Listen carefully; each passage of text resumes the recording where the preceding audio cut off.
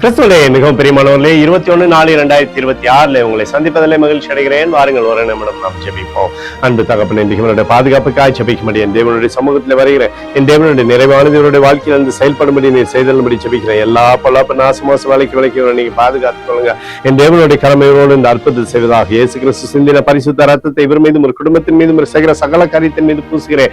ஆகவே இந்த நாள் முழுவதும் மகிமையின் கிருபை இவரோடு இருப்பதாக முடியும். நிறைவானது இவருடைய வாழ்க்கையிலிருந்து சகலவிதமான நன்மையும் இவருடைய வாழ்க்கையில தரும்படியா ஜெபிக்கிறேன்ப்பா. கிருபையும் இறக்கும் இவருடைய வாழ்க்கையில இருக்கட்டும் தகப்பனே.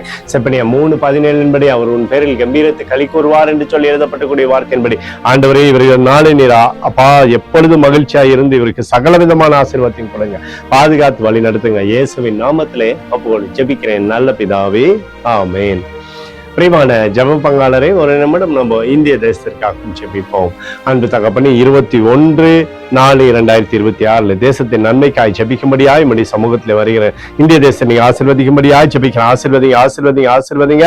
தேசமானது நன்மையை பார்க்கும்படி நீர் செய்தல்படி ஜெபிக்கிறபடி கோலும் கைத்தடையும் தேசத்தை தேற்றட்டமப்பா. இப்படி தெய்வீக பிரசனமானது தேசத்திலிருந்து செயல்படும்படி நீர் செய்தல்படி ஜெபிக்கிறேன். சமாதானமும் சந்தோஷம் விடுதலையும் உண்டாகட்டும். எங்களுக்காக அடித்து நொறுக்கப்பட்டு கூடிய இயேசு கிறிஸ்துவும் அவர் சிந்தின வெளியேறப்பட்ட ரத்தத்தை வைத்து ஒப்பு கொடுக்கிறோம். அத்தோடு இந்திய தேசத்தில் எழுப்புதலை தரும்படியாய் ஜெபிக்கிறேன். எழுப்புதலை தருவீராக. எழுப்புதலை எங்கள் கண்கள் பார்க்கும்படி நீர் ஆசீர்வதிக்கும்படி ஜெபிக்கிறேன். நேற்றும் இன்றும் என்று மாறாதவராகிய இயேசுவின் நாமத்திலே ஒப்புக்கொண்டு ஜெபிக்கிறேன் நல்ல பிதாவே, ஆமேன்.